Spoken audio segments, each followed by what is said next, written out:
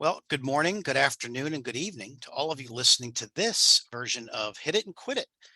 Focus is 20-minute webinars on things of interest, hopefully. I'm Keith Robinson. I'm the managing partner here at Focus, and I am pleased as to have as my partner Melissa Hill. Melissa is one of our newer consultants who is going to join me for the topic of quiet quitters, sort of a phenomenon that's really started to take off during COVID pandemic. But actually, truth be told, quiet quitting has been around for a long, long time. As a matter of fact, we want to start by defining our terms. What do we mean by quiet quitters? Because it's probably not what you think it is. Melissa's going to take us through a little bit of a quiet quitters quiz. Say that 5 times fast. And what does that mean? Do you have any quiet quitters on your team or around you? And then we'll get into some maybe solutions, some things to think about, some things to chew on as far as, well, what's a firm to do? What should we do if we in fact do have quiet quitters? So without further ado, Melissa and I are going to dive right in here by maybe defining our terms a little bit. So we're going to create a collage for you. And the reality is this is not a new collage. And I hate to tell you all this, but quiet quitting has been around since, as you will see in a moment, the Fred Flintstone era, right? Because quiet quitting and engagement are two different things. So let's be really clear about that. Melissa's going to give you a little bit more about that, but it's not necessarily about people who are not engaged. It's simply about people who are doing their job. So let me say that again. It's not about a lack of engagement. It's about people who are doing their job. They're really not going above and beyond the requirements of their job. So they're actually doing what you're paying them to do. But remember, in this sort of go-go industry, go-go society, we always think about, well, you got to go above and beyond. And I've even said these words to my own kids who are working in their first jobs early in their career. And I said, yeah, you got to pay your dues. Well, by the way, here's a dirty little secret. The next two generations entering the workforce now, that doesn't really register with them too much, paying your dues. Now, I'm not suggesting people aren't working hard. They are. But quiet quitters really don't go above and beyond what their job requirements are. In other words, for what you're paying them for. Well, why has this phenomenon sort of started to hit the press and started to get traction? Well, a couple reasons. One, it's been a reaction to stress in the work environment. I like to call it the pandemic effect, right? So we used to go to work and we'd have work and life separated, and gee, wasn't that great? Well, they all merged when we all went home on Friday and were told, don't come back in on Monday. And our living space and our workspace became one. And early on in the pandemic, Focus spent a lot of time helping people deal with the stress of, I wander by my desk, I happen to peek at my computer, and 2 hours later, I've now done a lot more work, and gee, I missed this and I missed that at home. So that separation was no longer there. It created a lot of stress. So the reality was there was a sort of a, call it a revolution, if you will, of quiet quitting, of people saying, you know what, I can have balance in my life and I don't really need to do more than what I'm getting paid for. So what happened? How did this thing accelerate? Well, damn that TikTok, right? There was a TikTok video actually that came out that introduced this whole notion of quiet quitting, which basically asked the question, why are you going above and beyond when you're not actually getting paid more money? Or you're not actually getting additional benefit from going above and beyond development, all sorts of intrinsic and extrinsic motivators. So what we know is this thing started to snowball, right? It kind of went viral on us. And then of course the media picked up on this whole notion of quiet quitting, and it sort of took on a life of its own. So we want to kind of dispel the myth. We want to define what it is. We want to help you understand that it is a problem only if you make it to be a problem. But actually, if you think about it differently, you can rearrange sort of how you operate, how you manage in a way that leverages those who call them quiet quitters, call them whatever you want, actually do their job, but don't go above and beyond. And by the way, really make sure you're paying attention to those who go above and beyond. Now, what's interesting about quiet quitting is, guess what? We have an app for that. There's these things called mouse jigglers out there, and they are the tool of some of the work at home, work remote quiet quitters, right? And it's not really the Tom and Jerry mouse jiggler. It actually looks something like this. I was doing some research on this topic at Melissa's urging, and I'm glad I did because I had no idea you could actually buy a little device that would move your mouse occasionally. So if your work was spying on you, in other words, you were logged in and they were watching your activity, you could actually have activity on your desktop. Now, probably most of you are going, "Oh, Keith, man, you're a dinosaur. I knew about this years ago." Well, it was news to me, and it sort of all came to light in the quiet quitting revolution. So, is quiet quitting a good thing or a bad thing? You'll have to decide that. But what we do want to make sure is that you understand it. So, Melissa, what should I be paying attention to as an employer, as a manager about quiet quitters? Thanks, Keith. And mouse jigglers. I didn't know about these either. And if you go on Amazon, you can get, 50 different types. So let's do what Keith called like a tongue twister is quiet quitters quiz. What is a quiet quitter? So these might be people who leave the office, whatever that looks like, at the same time, roughly every day. Their focus is on their job description and that task list that came with it and getting that job done in the time frame that they are asked to do so versus going above and beyond, volunteering for extra projects, coming in on the weekend. They use the word no, regardless of the consequences. And I'll talk more about what that means. And lastly, they don't want to go out for happy hour after work. They don't want to go to the company picnic, or maybe it's not that they don't want to, but they prefer and they prioritize other things in their life. So again, is it a bad thing to be a quiet quitter? Or is this simply someone that chooses health over the hustle of the corporate world? Is it someone who chooses sanity over salary? Now, in the therapy world, we would call this healthy boundaries. But again, can you even succeed or get ahead if you're a quiet quitter? Can you get promoted? Can you get an equal job raise? And this made me think about what if, I was in the investment world and our managers had a certain amount of bonuses to distribute against the team. And it made me think about what if would a quiet quitter get the same percentage as someone that comes in on the weekend, is staying late and going the extra mile. So how do you engage or how do you even motivate a quiet quitter? Well, the research shows us that it starts with the leader. So what is a firm to do? First of all, you want to be curious. Is it me or is it them? Because it's easy to blame employees who get labeled as lazy or unmotivated. And actually, they're just simply actively disengaged. There's a concept that Susan Scott, CEO of Fierce, came up with, and she calls it presenteeism. And that's when somebody shows up in body to work, but their soul is elsewhere. So we must distinguish, is it a quiet quitter or a loud quitter, who I believe are those actively disengaged employees. We truly believe at Focus that every employee wants to give their energy, their time, their creativity to their job, but only to those employers and managers that deserve it. So there was a fascinating research study that's been done over the past 2 years, and they surveyed 13,000 direct reports, and they asked them these 2 questions. One, they asked to rate their manager's ability to balance getting results with also demonstrating concerns for other people's needs. And they also asked them to rate their organization in terms of, is their work environment a place where people want to go the extra mile? So you'll see that in the chart, the top decile, the most effective managers are at the top, the least effective are at the bottom. And what they saw was that the least effective managers had nearly 4 times the number of quiet quitters than the most effective managers. And at the top 2 decile, from 80 to 100% is really interesting because more than half of their employees want to stay late, are willing to volunteer for extra assignments because they are inspired by their leader.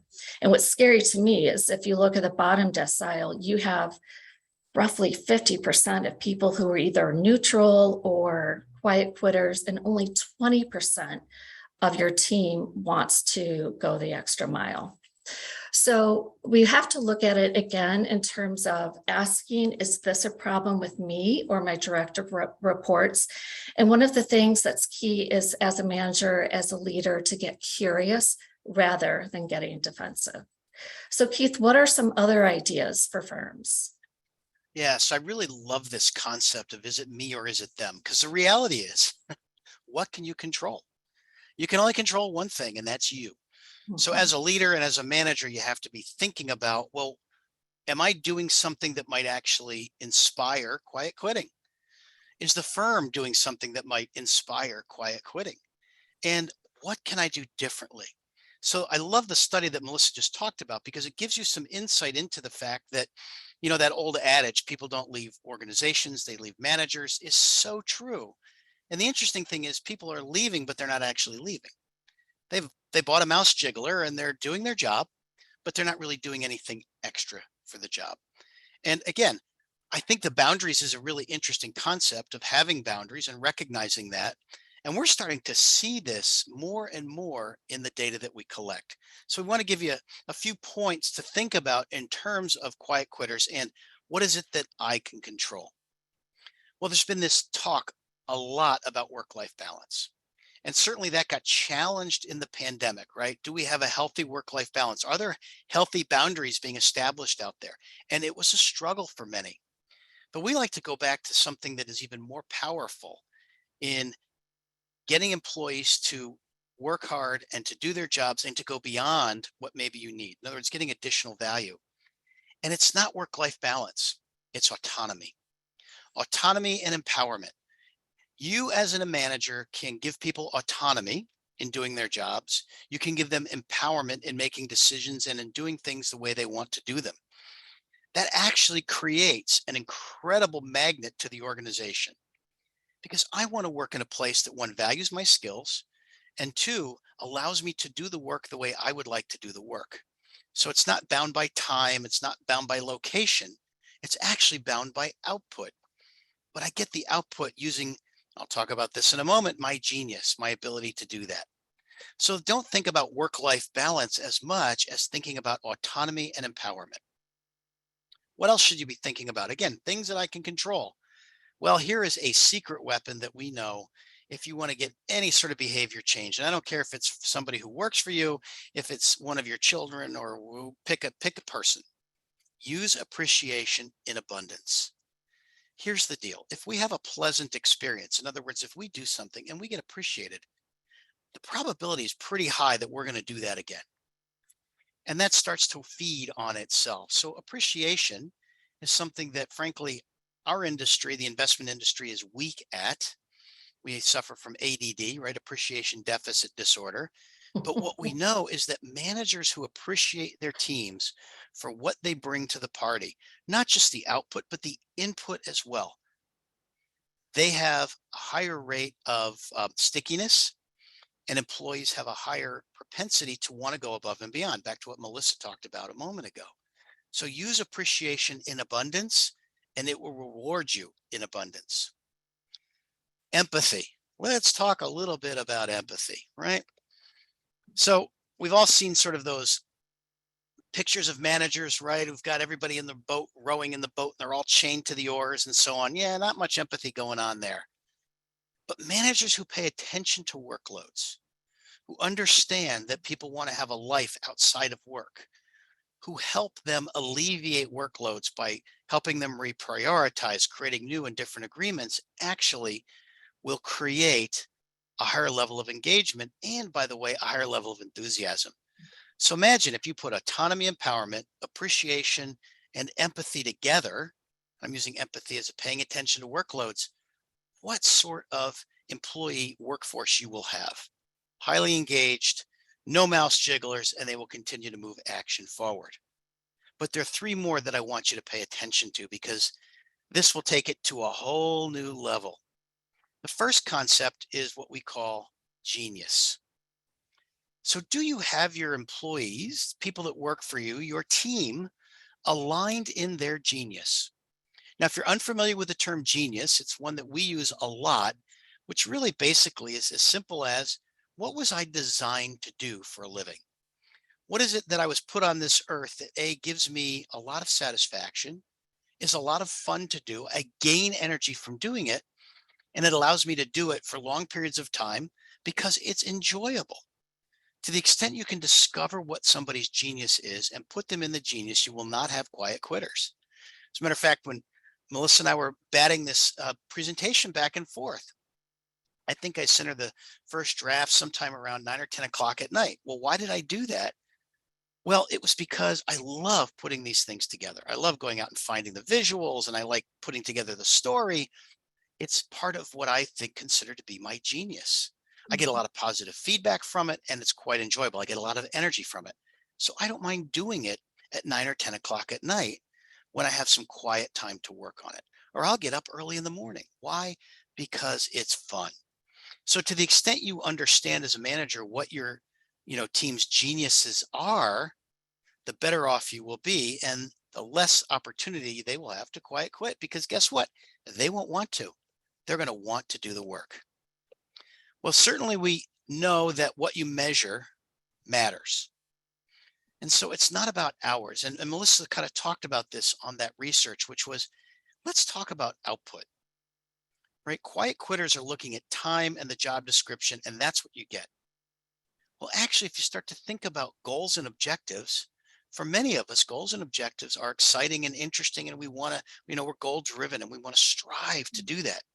So create measurements that are about output and measure output. Look, if I can get the job done in 6 hours, but my job description says it should take 8, well, there you go, quiet quitting, right? Why do I sit around for 8 hours if in fact I'm very efficient, I've created a new process, I've innovated, and I can get it done in 6? Good for me. Maybe that 2 extra hours is a reward for me. I don't know. But managers worry about that, and they measure screen time and they measure all the wrong things. So Mhm. measure the output and focus on the results rather than focusing on the location, or rather than focusing on their, butt in the chair. And the way you get to that is you get feedback, and you do feedback better.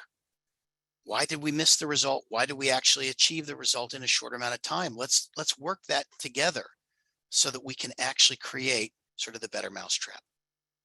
And then at the highest level, and big surprise, shocker, Focus Consulting talking about culture, right? We were foundationally created because we got curious about culture. What we know is that organizations that have created a culture that is built on safety, trust, and dialogue, right? This exchange of ideas, this back and forth, where we move people into their genius. Those are the ones that don't necessarily have any quiet quitters. Those are the ones that have people who are engaged and who want to go above and beyond.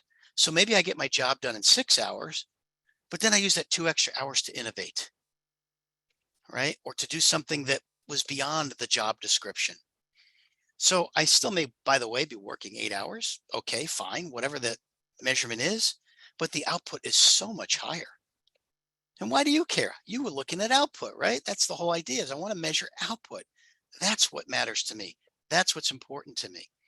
So we can avoid quiet quitting by looking first at ourselves and saying, as a leader, as a manager, have I established a culture that creates the opportunity for people to not quiet quit, but actually go above and beyond and feel the benefits of that?